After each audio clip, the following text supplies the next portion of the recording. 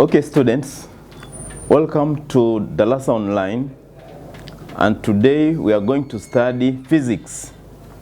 I'm Cyprian Mgina, a physics teacher, and it will take us to a topic of atomic physics, to the subtopic of nuclear physics. This is the second part.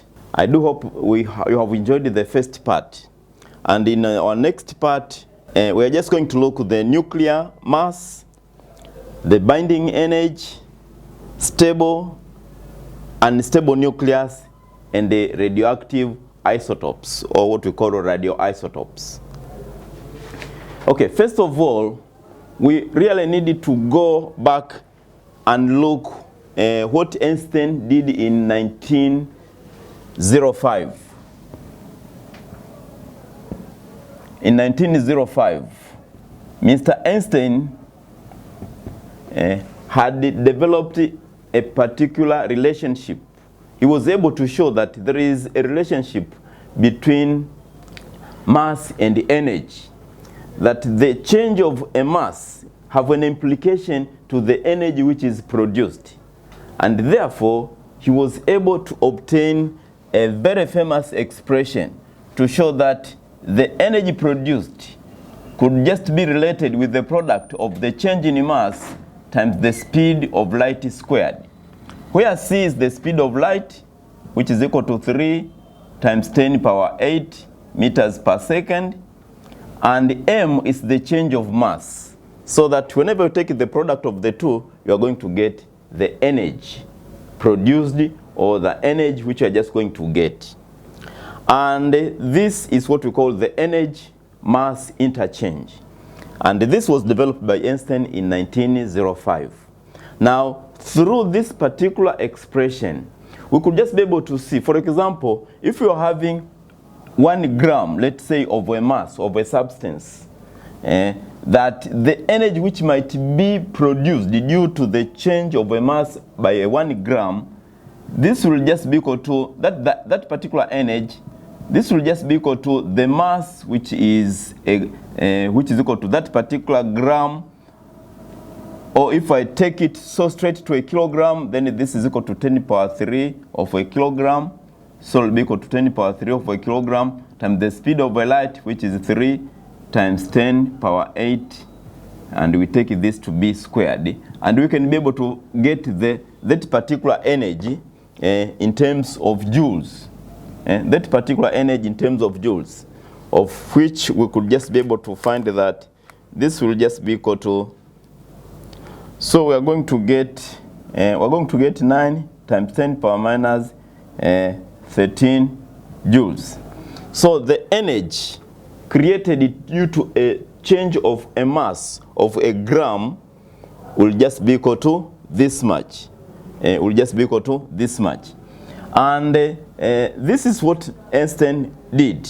And actually, in electronics and in electronics and in nuclear physics, really we can just be able to, we are measuring the energy in terms of what we call electron volt, such that 1 electron volt is just equal to 1.6 times 10 power negative 19 joule. So this is 1 electron volt. And if I needed to get, let's say, 1 mega electron volt, then this is equal to 1.6 times 10 power minus 19. So we multiply by 10 power 6. So I'm going to get 1.6 times 10 power minus 13 joules. So this is 1 mega electron volt. 1 mega electron volt will just be equal to this much. Now these are the expressions which can really help us later whenever we are just going to look some other forms of energy. Those other forms of energy can just be measured in terms of what we call a unified atomic mass. Unified atomic mass. That is another unit where we can just be able to measure the energy by having an implication of the mass and the energy relationship which had been obtained very early or just by Mr. Einstein. Okay, students, another form of energy is what we call a unified atomic mass unit. Unified atomic mass unit. This is abbreviated with U. And the unified atomic mass unit is another way we could just be able to have the energy mass relationship, whereby we could have a definition of what we call a unified atomic mass unit. Now, the definition of a unified atomic mass unit, we define this as 1/12 of the mass of carbon 12. That energy which can just be produced taking 1/12 of the mass of carbon 12. And we can just be able to try to calculate this. We can be able to calculate this. 1 mole of a carbon contains 6.02 times 10 power 23 times 10 power 23 moles. And our carbon is a monatomic gas, such that 1 mole of a carbon contains 6.02 times 10 power 23 atoms. Remember, this number comes from the Avogadro's constant. And if I'm going to take a carbon 12, or one atom, let's say of a carbon, one atom, let's say of a carbon, of carbon 12, will be having the mass of 1 atom. So it means that I will have just to establish that particular mass by just taking 12 divided by 6.02 times 10 power 23. Then this is for a single atom. This is for a single atom, and this is what we call this actually will click to a 12 gram of such kind of an atom. And therefore, if I need now to determine a unified atomic mass unit, then I will have just to take 1 U, then I'll just have to take this much to divide by 12. I'll be able to get a unified atomic mass unit of a carbon. So that if I'm taking 12 over 6.02 times 10 power 23 power 23, if the whole of this I divide by 12, then I'm just going to get 1 U, or 1 unified atomic mass unit. So that 1 U can just be computed. That if I'm going to take that much, then actually it's just be equal to, will just be equal to 1.6611 times 10 power negative 24. But remember, this is for a gram.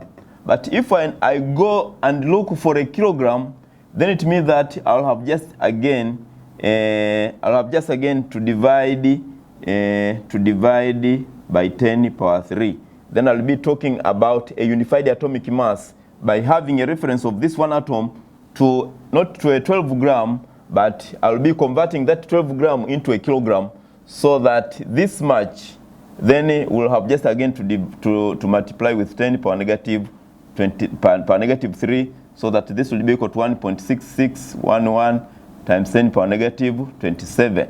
So this is 1 U could just be equated. We are talking in terms of a kilogram, as long as I have already divided or changed this gram into a kilogram. So 1 U in terms of a mass will just be equal to that much. Okay, students, now we are going back and be able to look to what I've already mentioned previously, that we are measuring the energy in terms of electron volt. In electronics or in nuclear energy, we are measuring our energy in electron volt. And 1 electron volt is just equal to 1.6 times 10 power negative 19 joules.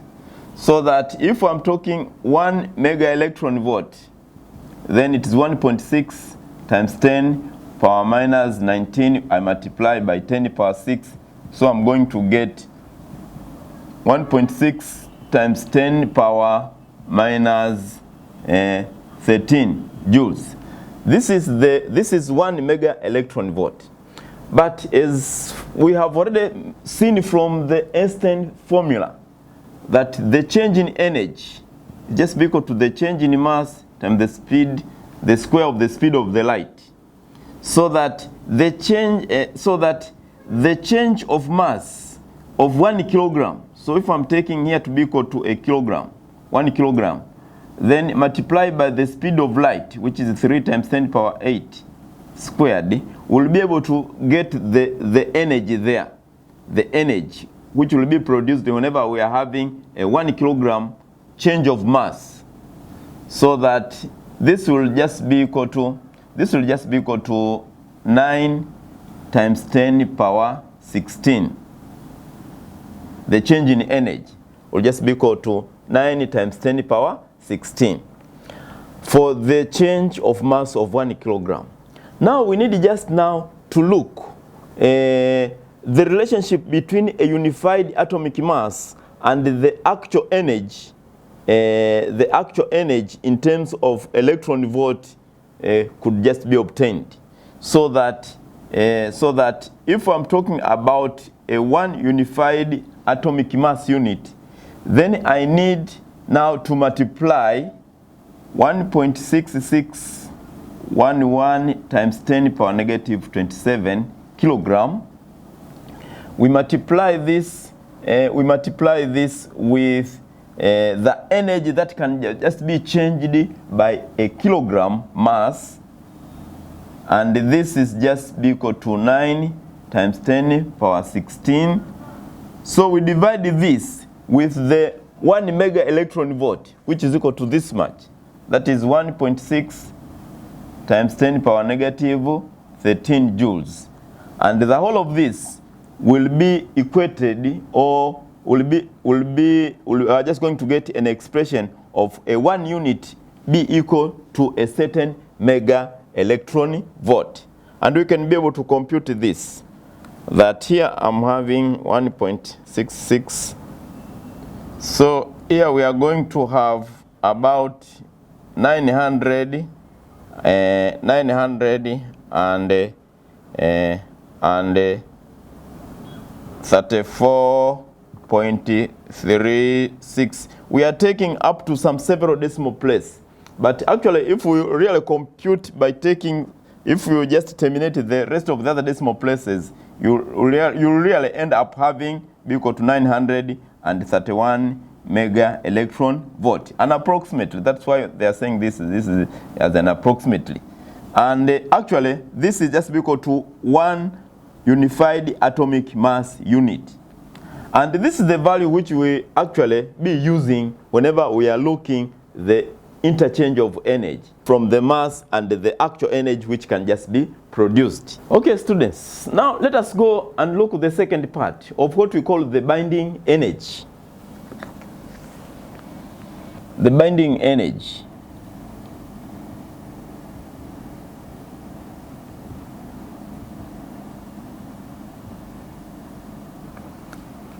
The binding energy is the energy which is really keeping all of the nucleons in the nucleus of any particular atom together.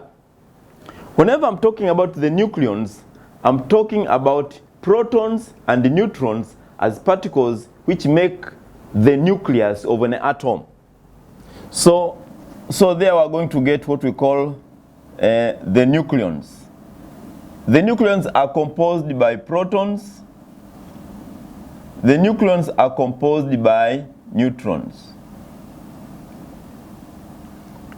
And whenever they are existing together in a nucleus, as a nucleus, they have got a particular mass. Now, the energy or the work which can just be done to separate these particular nucleons so that they can be completely separated.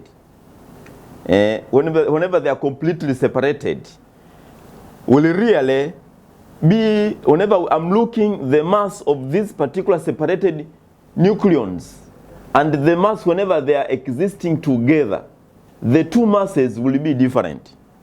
That if I'm taking, let's say, if I'm taking this to be the protons and this to be the neutrons, and this to be the neutrons, this to be the protons, this to be the neutrons, this to be the protons, whatever.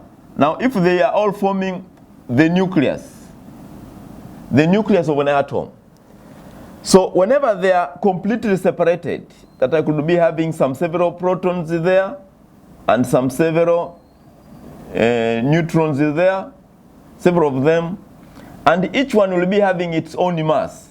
So the total mass when they are completely separated actually is bigger than the mass whenever all of them they do exist together. Now the difference in mass have an implication of a particular energy which keeps them all together as a nucleus of an atom. And this is what we call the binding energy. And this particular binding energy can as well be determined or computed for any particular atom of any particular element.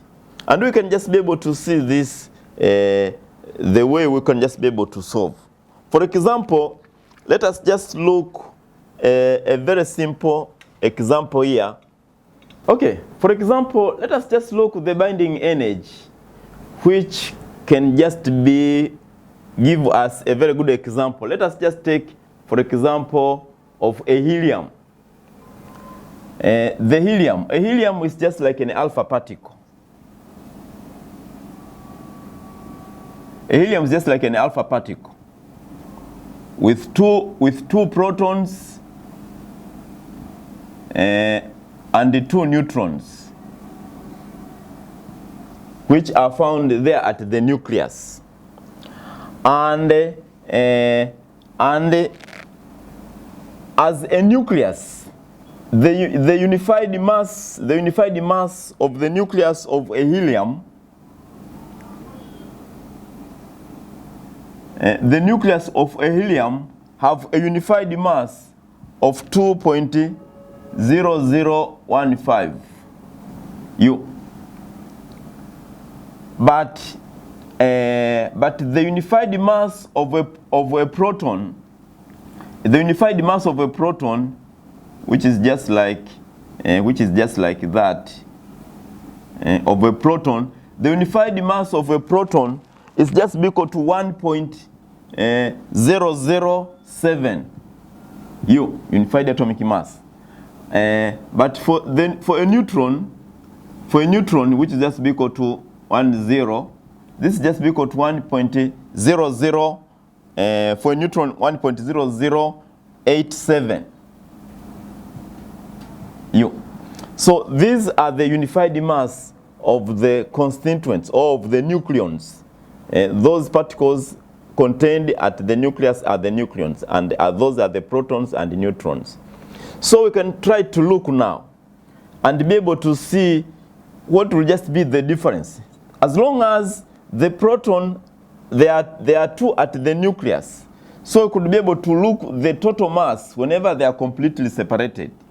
So we are having some two protons.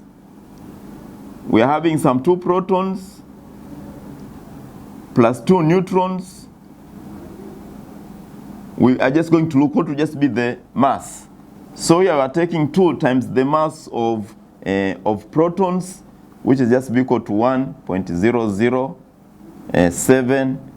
We add the 2 neutrons, which is equal to 2 times 1.0087, and this is just going to give us, here we'll just be having, you're just going to have a 2.014, and here will just be equal to, if we multiply by 2, here will be having 471 0, 2 point that much, and we can add up to get into the total unified mass of the 4 nucleons whenever they are completely separated.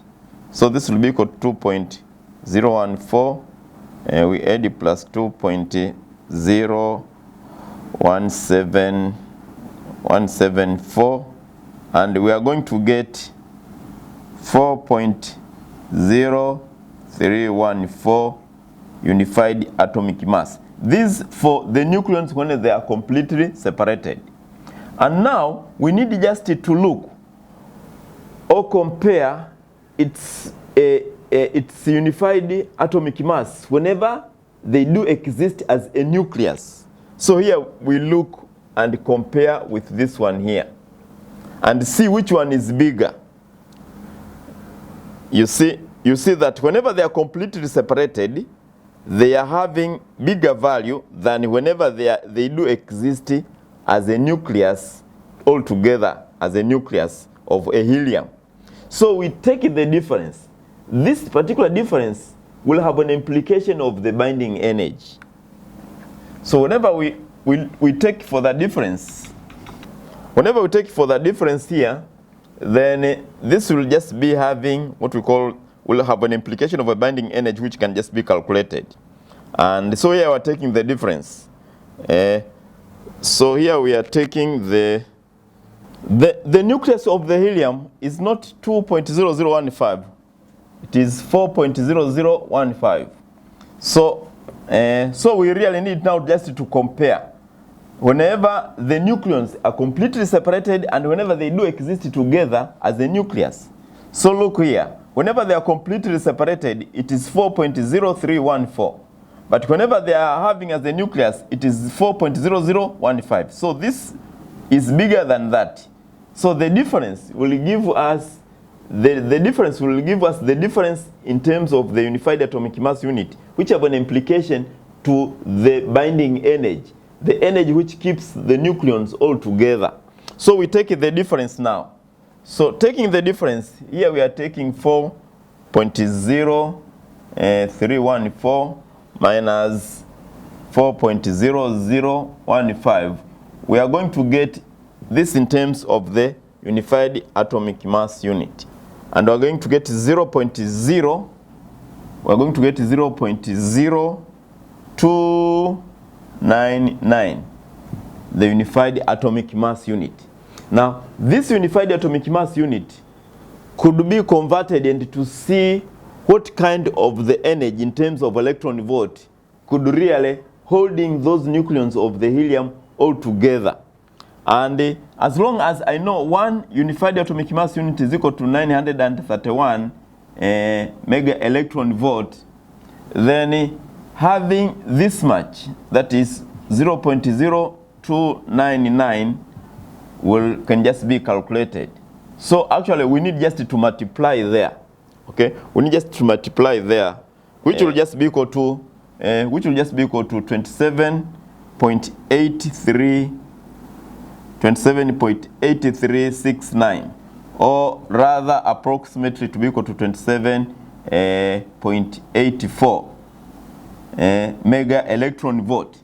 And this is the energy which is really holding or keeping the nucleons of the helium together. And that is what we call the binding energy for the helium nucleus. Okay, students, let's go and look another thing about stable and unstable nucleus. Stable and unstable nucleus. Stable and unstable nucleus.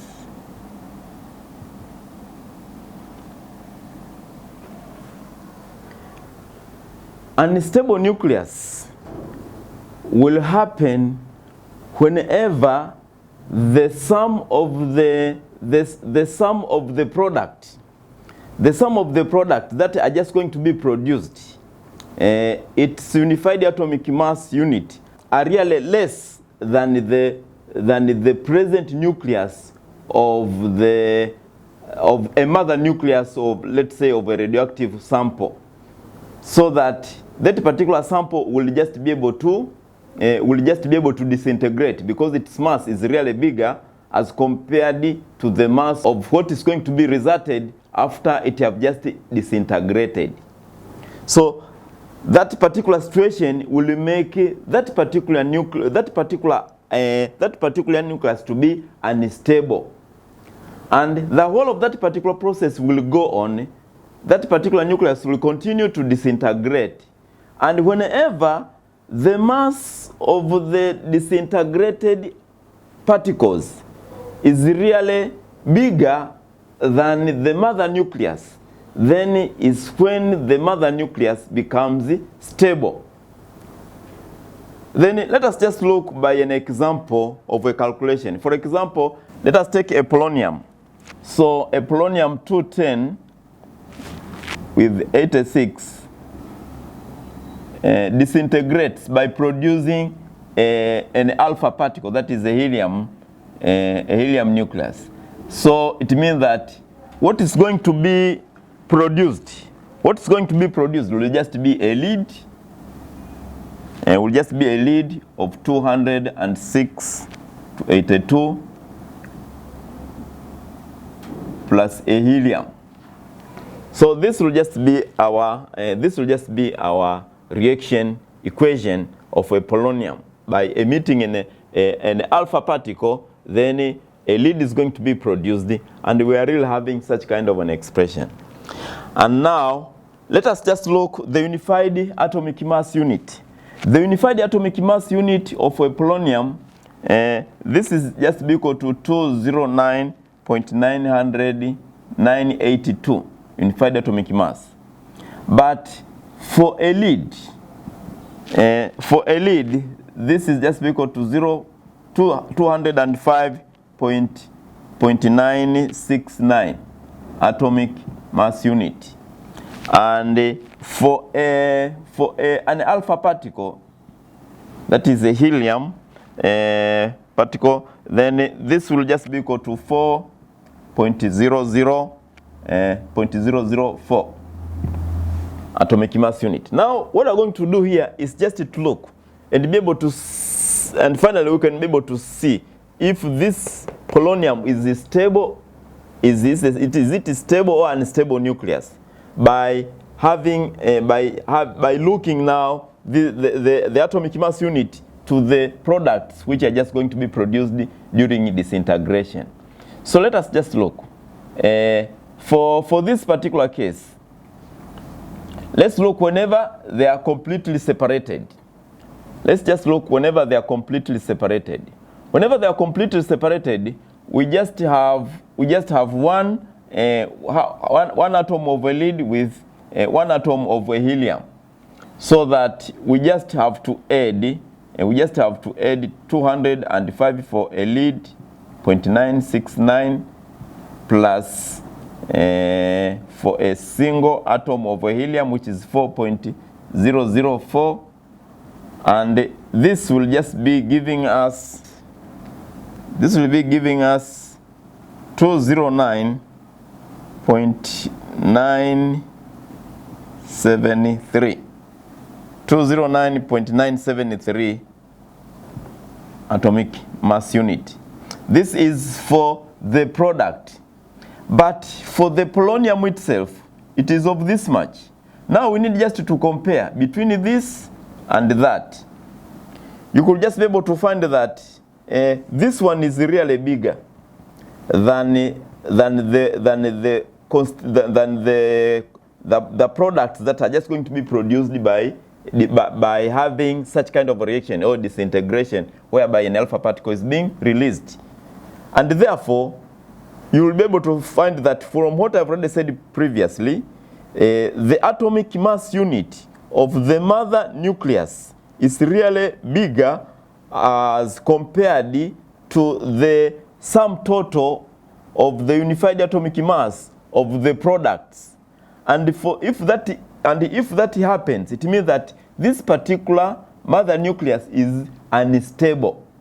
So we are having a polonium for this particular case to be unstable nucleus. And whenever this is just being produced, there is a release of energy. So the energy will be released at that particular case, and to make the whole equation be stable. And we can be able to determine that particular energy which can just be released in terms of mega electron volt. But for this case, we're having a polonium to be unstable. Now, I can be able to take you to another expression whereby you could be able to find that the mother nucleus could be having a unified atomic mass unit less than its product. And if that happens, then it makes the mother nucleus there to be stable. The mother nucleus there to be stable. And if the mother nucleus is stable, it means that the energy for that, say for the second case, is the energy which has to be supplied to make that particular nucleus, or make that particular nucleus be able to release that particular products in that particular equation. So that will just be the case for a stable nucleus. For this particular example, we are having a polonium here to be unstable, and that's why there is an energy Q which is released in that particular equation, and which can just be calculated, and we can be able to obtain it in terms of mega electron volt. Okay, let us now just go and look the radioactive isotopes.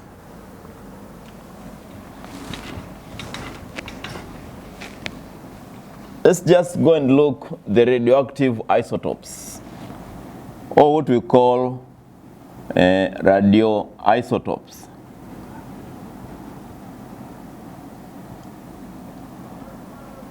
The radioactive isotopes.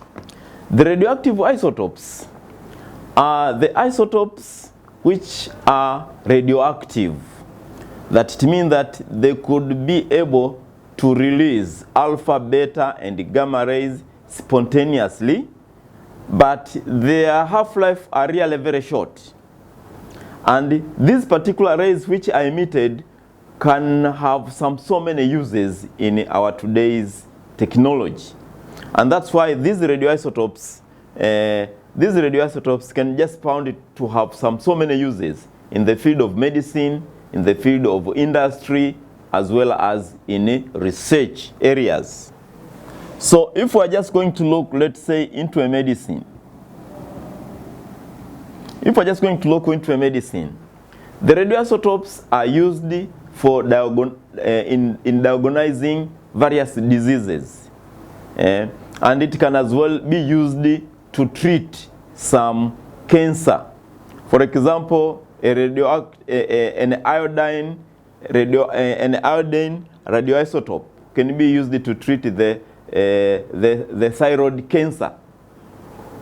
And we could have so many radioisotopes which can be used for some other uses in a treatment. So medically, we will just be able to find that the radioisotopes have got so many uses, diagnosing some diseases to a patient, in treatment of cancer, various cancers, for various types of cancers. That is for a medicine. We can as well be able to find the uses of radioisotopes in industries. In industries, we could just be able to find that the radioisotopes can just be used in estimating, let's say, the thickness of a particular material. Just like even the thickness of a paper.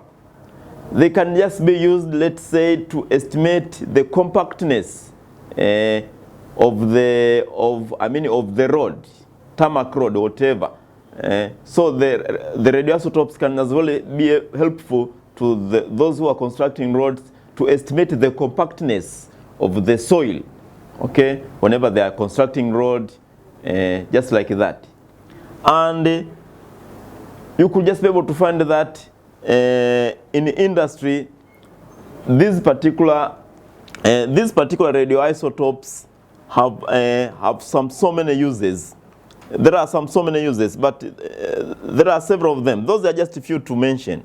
But we could also have some other uses of radioisotopes in research areas. In research areas.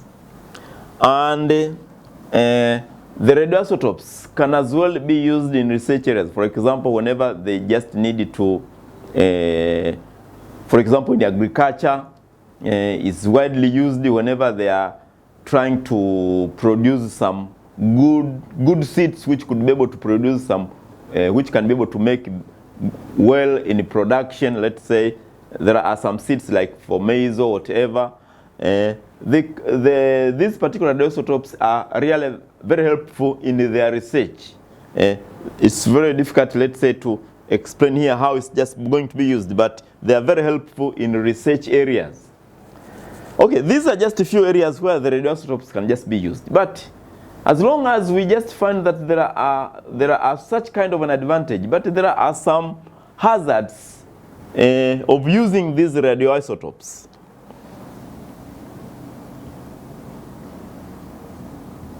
There are some hazards of using these radioisotopes, and we can just be able to mention some few of them.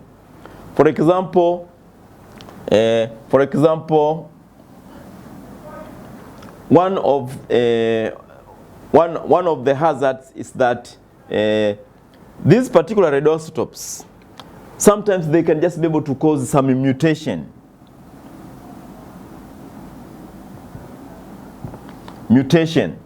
That once you are being exposed to such kind of radiations, it can be able to interact with your body cells, and the body cells can try to regenerate some other more cells. It's just like cancerous cells or whatever. So it can be able to cause some mutation. And that is very dangerous. But sometimes this particular radiation, if they just interact with the DNA of your cells, it can be able to make some cells to be cancerous. So it can also lead you, it can be able to lead you to be able to get a cancer. So it can be able to result somebody to have a cancer. Can be able to produce or cause a cancer to somebody whenever he is excessively obtained a very big dosage of radiation produced by the radioisotope. And sometimes for somebody who is having or who have got a particular dose of radiations produced by the radioisotope, could just be able to have a problem of leukemia, that the bone marrow can just really be affected, and hence somebody could just be able to get a leukemia, and later could just be able to get a cancer of a blood, because the bone marrow could just really be affected. These are just a few of the hazards which can as well be obtained whenever we are using the radioisotope. So there is a very big care to be taken, or precautions to be taken whenever we are using these radioisotopes for improving our health, or for a treatment, or for an industry. But yet we should have to take those precautions, but there are so many advantages against those hazards as we are having here. Okay, so students, let's go now to the question I've just prepared for you. The question number 1.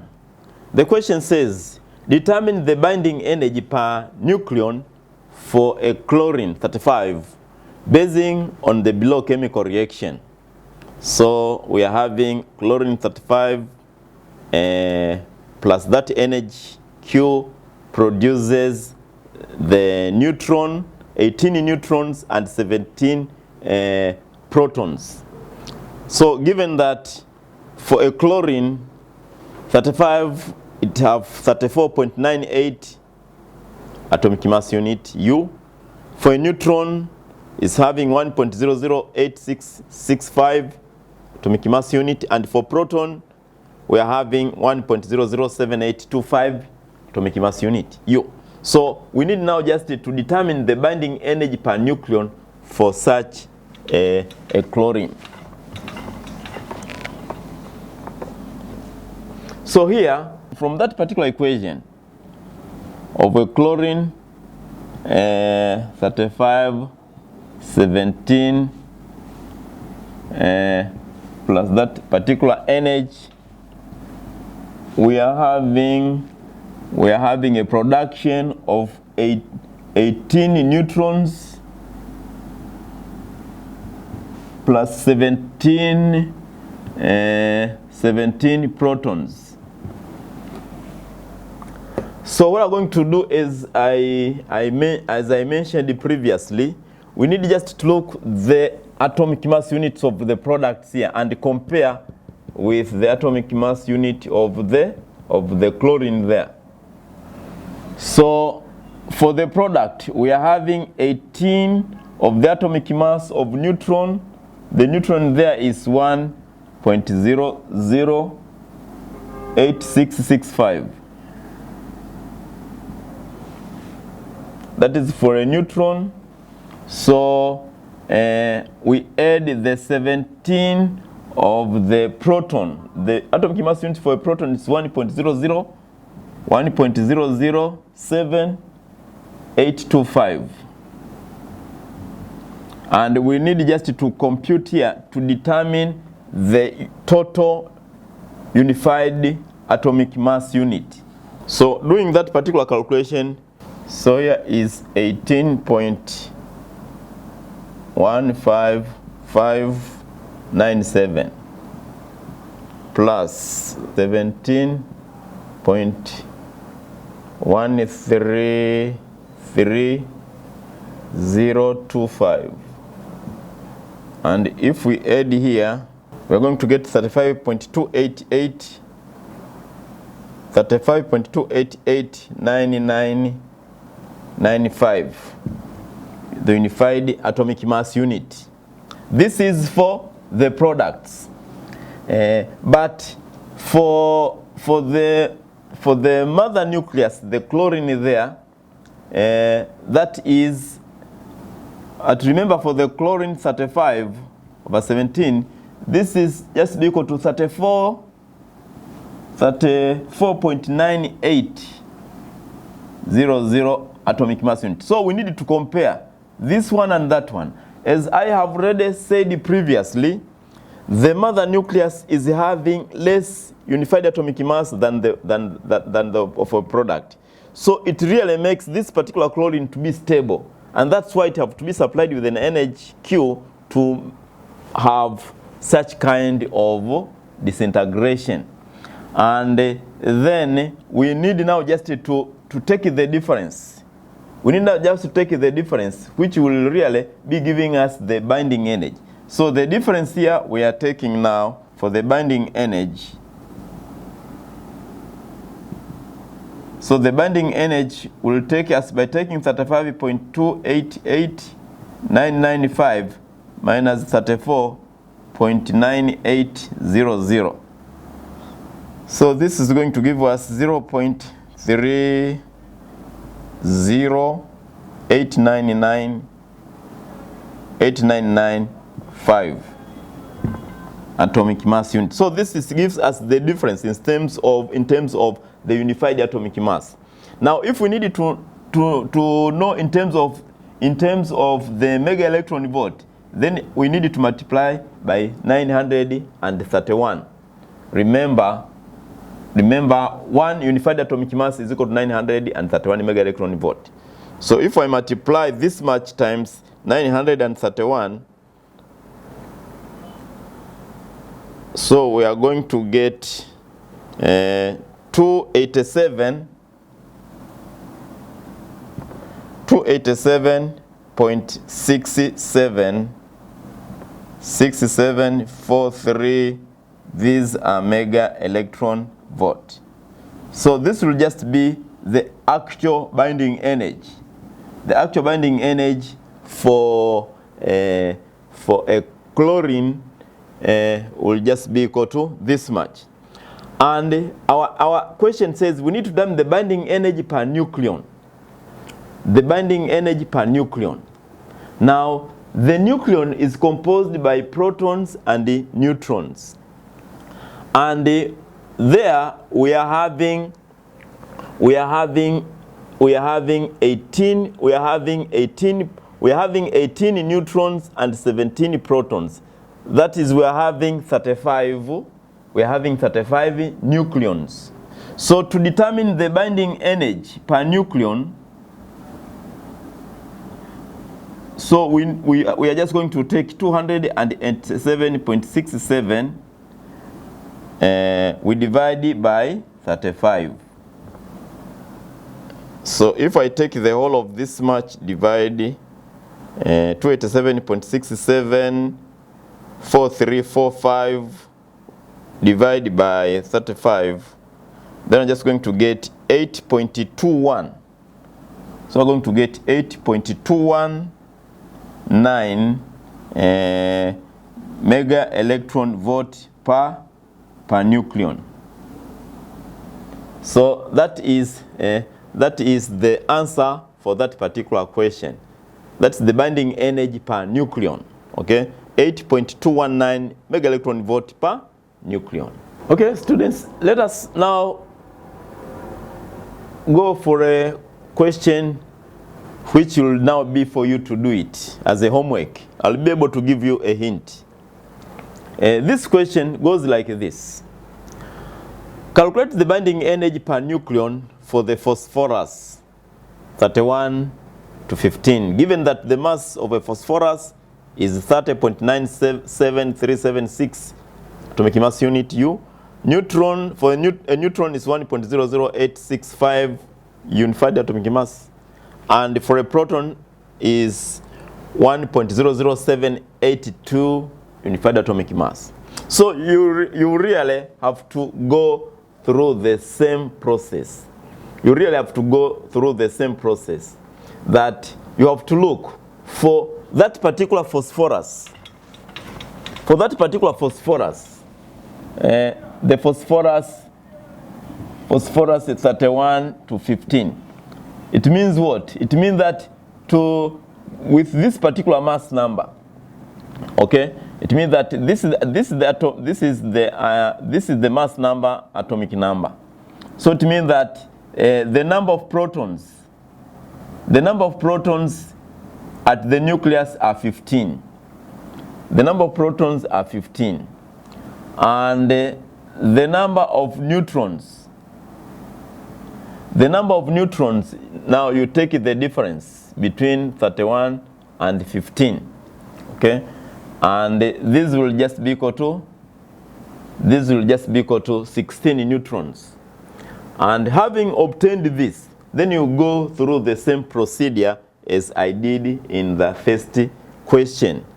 That you look, if the atomic mass unit for a neutron is given as well as for a proton, and you know the atomic mass unit for the nucleus of a phosphorus, which is equal to 30.97376, then later you will have just to compare and be able to see, does the proton and the neutrons, whenever they are just existing separately, do they possess a bigger atomic mass unit as compared to whenever they are existing as a nucleus in a phosphorus atom? Having obtained that particular difference, it will give you, or you can be able to calculate the actual binding energy. And as long as you know that particular energy you have just obtained, then as long as you know the number of nucleons, the number of particles contained in the nucleus to be equal to the sum of the protons plus neutrons, which is equal to 31, then you take that particular energy, you divide by the number of nucleons, that will just be the energy per nucleon, as I have done in the first question. So I hope students, you can just be able to do that particular question comfortably. Okay, I believe with this small part which you have just done, really there are a lot of questions.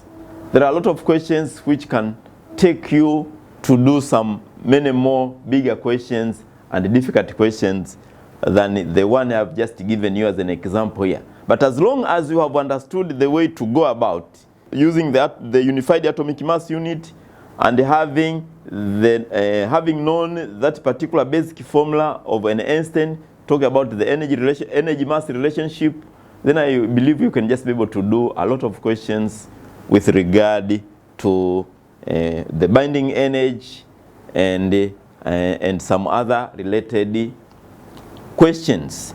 So let's end here, and I believe I can be able to meet you next time to another topic of physics.